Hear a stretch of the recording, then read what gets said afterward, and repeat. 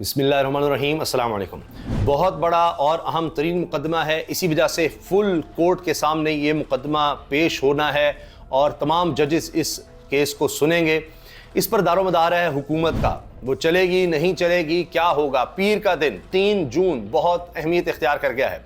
13 रुकनी full court supreme court का वो ये केस सुनेगा, समाअत होगी और मामला है मखसूस नशिस्तों का। अब ये मखसूस नशिस्तें क्या तहरीक इंसाफ को मिलती हैं या नहीं मिलती, ये मामला है। और फिर जिस तरह पहला इलेक्शन कमीशन का फैसला कि जी यही मखसूस नशिस्तें मिल चुकी हैं हुकूमती इत्तेहाद को और उनकी 2/3 अक्सरियत बनवा दी गई थी, वो मामला तो 3 रुकनी बेंच ने उड़ा दिया था, मुअत्तल कर दिया था इलेक्शन कमीशन का फैसला। और अब जो नून लीग के अपने वकला होते थे वो टेलीविजन पर आकर कह रहे हैं कि उनको भी ये ऑफर हुई। जहांगीर जदून साहब एडवोकेट रहे, एडवोकेट जनरल इस्लामाबाद, और उन्होंने कहा है कि ये क्या बात कि अगर कोई जमात फर्ज कीजिए 2 सीटें जीती है सिर्फ, तो क्या 7 मखसूस नशिस्तें उसको मिल जाएंगी?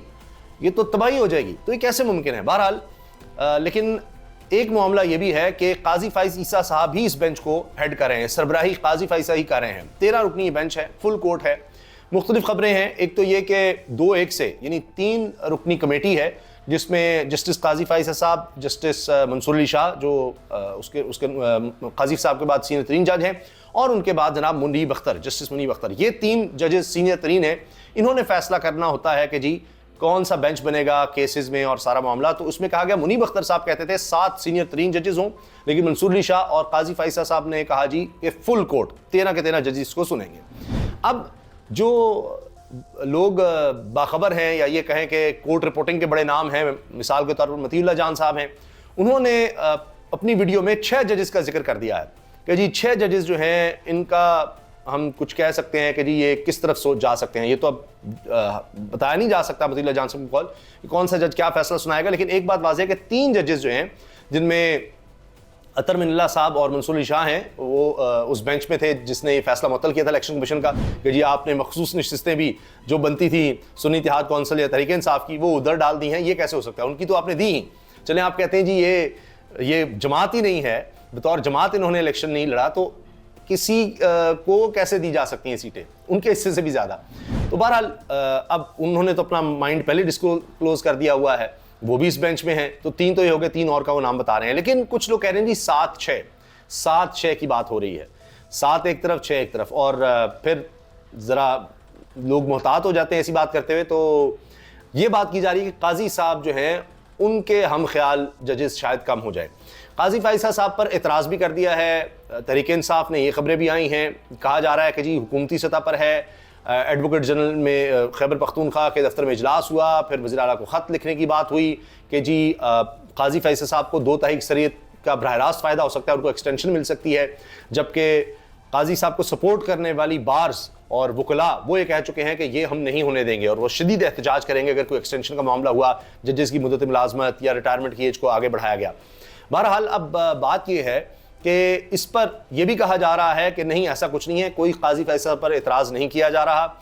यह खबर भी आई कि जो वकील हैं इस केस में तहरीक इंसाफ के, उन्होंने कहा है कि मैं काजी फैसला पर एतराज़ नहीं करूँगा, ये बड़ा वाज़ेह है उनका मौक़िफ़। लेकिन तहरीक इंसाफ की अलबत्ता सोच ये ज़रूर नज़र आती है कि जी काजी फैसला साहब तो रिव्यू वाले मामले में ख़त तक लिख चुके हैं बरतानिया को, बरतानवी जो यहाँ पर सफारतकार हैं उनको और उनके हाई कमीशन को कि जी आपने बल्ले के निशान के छीनने पर एतराज़ कैसे किया, आप होते कौन हैं, और ये सारा मामला। तो उन्होंने तो अपना माइंड भी डिस्क्लोज कर दिया है। तो तहरीक इंसाफ के केस उनको नहीं सुनने चाहिए, क्योंकि ये फैसला सुप्रीम कोर्ट का बेंच कर चुका है कि काजी फाइजा साहब इमरान खान या तहरीक इंसाफ के केसेस ना सुने।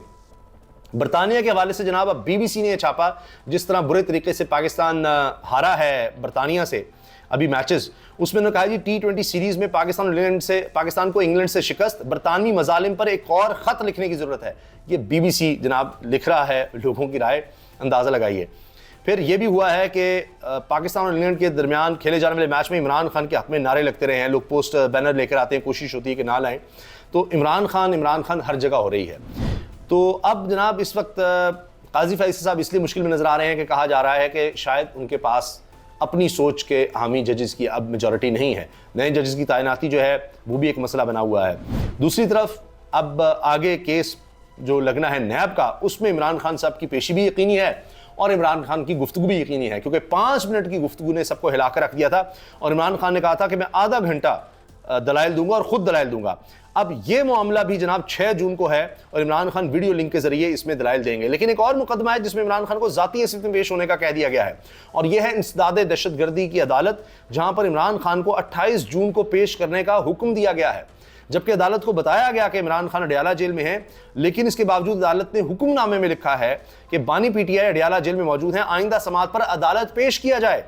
जज ताहिर अब्बास सिपरा ने बानी पीटीआई इमरान खान का अदालत पेशी के लिए रोबकार भी जारी कर दिया और समाअत 28 जून तक मुलतवी कर दी।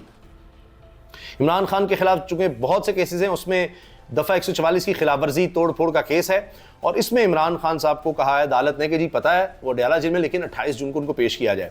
वीडियो लिंक की पेशी 6 जून को है।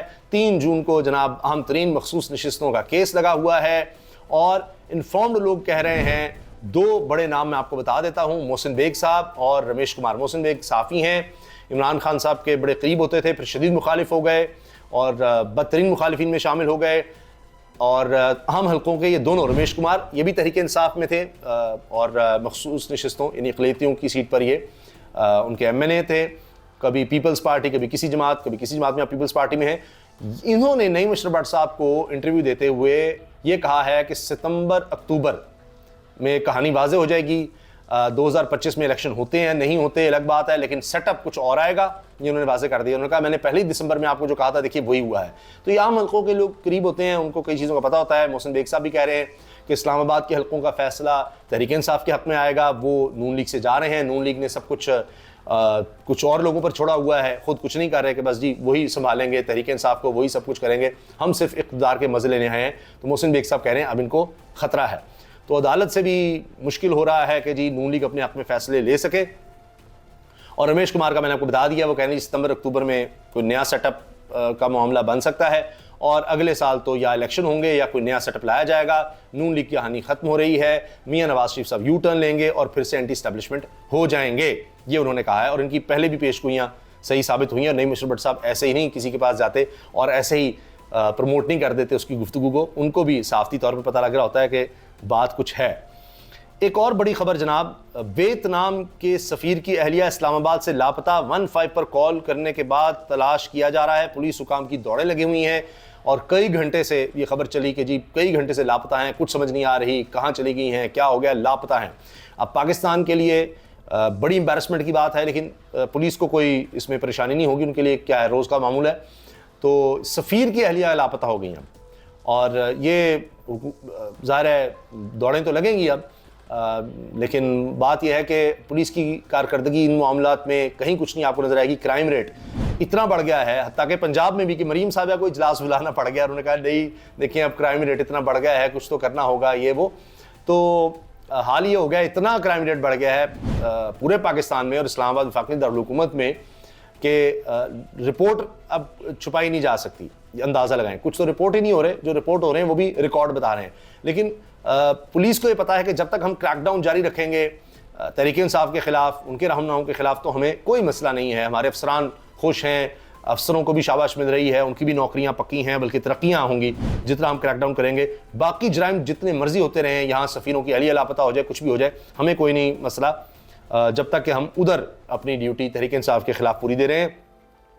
उनको पकड़ धकड़ जरूर रखनी है, उनके ऊपर शिकंजा कस कर रखना है। गैर मुनासिब रवैये पर वफाकी सेक्रेटरी टेलीकॉम कमरा अदालत से गिरफ्तार, अडयाला जेल मुंतकिल। जनाब हुआ यह है कि जज साहब नाराज़ हो गए, गुस्से में आ गए कि बदतमीज़ी कर रहे हैं। जनाब ये सेक्रेटरी साहब समझे पता नहीं मैं बड़ा ताकतवर हूँ, क्योंकि वो भी शायद समझ रहे होंगे कि हुकूमत ऐसी है, वो किसी के बारे में कुछ कह सकती है। अगर वज़ीर-ए-आज़म कह सकता है जजेस में काली भेड़ें हैं, तो भाई हम अगर उनको सर्व कर रहे हैं तो इतनी ताकत तो हमें भी होगी। तो जज साहब ने कहा चलो जी ज़रा इनको अडयाला जेल की हवा लगा लो, इनको ज़रा अंदर करो। तो वहाँ पर गैर मुनासिब रवैये पर बदतमीज़ी करने पर जज साहब ने इनको भेज दिया जनाब जेल। ये भी एक ख़बर आ रही है जी। और इसके साथ तहरीक इंसाफ का एक मामला मैं आपके सामने रख दूँ कि 2 हवाले से बात हो रही थी कि जी इमरान खान साहब जो हैं वो जो सुकूत ढाका का मामला है उनको नहीं पता किसने कर दिया, क्या कर दिया, और इस पर ज़रा दिफाई पोजीशन में आना चाहिए। इस पर मीटिंग हुई PTI की और उस इजलास में कुछ लोगों ने बड़ी तकरीरें की लंबी चौड़ी कि देखें हमें इसको डिसोन करना चाहिए, ये सकूत डाका वाला मामला बड़ा सेंसिटिव है और यही खान के ख़िलाफ़ बात करना या दीगर मामलात, इससे हमारे मामलात बिगड़ेंगे तो ना करें वो। फिर इमरान खान साहब का पैगाम आ गया कि जी दिफाई नहीं, आपने जारहाना अंदाज़ी अपनाना है। और वो जो लोग इस सोच के हामी थे उनको चुप लग गई कि मामला ये तो गड़बड़ हो गया, इमरान खान साहब तो अपनी बात पर खड़े हैं और वो तो पीछे नहीं हट रहे, वो तो जनाब उसी तरह अटैकिंग मोड में ही हैं और वो नहीं बदल रहे। तो सारी जमात को फिर ज़ाहिर है कि उस चीज़ को ऑन करना पड़ता है। तो अंदर इनके डिबेट तो चल रही थी, लेकिन फिर जो खबर सामने आई वो भी मैंने आपके सामने रख दी है। अब देखते हैं जनाब, 3 जून बड़ी अहम तारीख़ है और जिस तरह मैंने बता दिया, रमेश कुमार कह रहे हैं कि जी सितंबर अक्टूबर हो सकता है ये केस तब तक फाइनल हो जाए और या उससे पहले भी हो सकता है, क्योंकि फुल कोर्ट इजलास है तो सारे जजेस इस केस को कब तक सुनते रहेंगे। और केसेस भी होते हैं और इसमें ये ज़रूर है तारीख़ कितनी दी जाती है कितनी अरसे में, लेकिन इसको किसी न किसी अंजाम तक तो पहुंचाना होगा। ये तो 5 साल तो नहीं केस चल सकता, मखसूस नशिस्तों का मामला, ये एम्बैरसिंग होगा। तो हो सकता है सितंबर से पहले ये फ़ैसला आ जाए और उसके असरात फिर हम आगे देखें। जो रमेश कुमार साहब या मोहसिन बेग साहब बात करें, मैंने आपको बताया आम हल्कों के करीब समझे जाते हैं। तो बहरहाल उसके बाद काजी साहब के हवाले से भी चीज़ें फ़ाइनल हो जाएंगी। उनकी रिटायरमेंट का भी है और इन्हीं दिनों में रिटायरमेंट है, फिर उनकी भी यही सितंबर अक्टूबर वाली जो बात हो रही है। तो उसके बाद फिर क्या माहौल होगा वो भी देखना होगा। मंसूर अली शाह साहब जब चीफ जस्टिस बनते हैं तो क्या होगा, ज़ाहिर है जो अब हो रहा है वो तो नहीं होगा और मामला इससे ज़्यादा बिगड़ते हैं या कुछ संभलने की तरफ जाते हैं, ये भी ज़ाहिर सितंबर अक्टूबर में ये सारी चीज़ें वाज़ी हो जाएंगी। और ये जो 3 जून को जो हेयरिंग है इससे भी पता लग जाएगा हुकूमत रहती भी है, चलती भी है या नहीं। अल्लाह हाफ़िज़।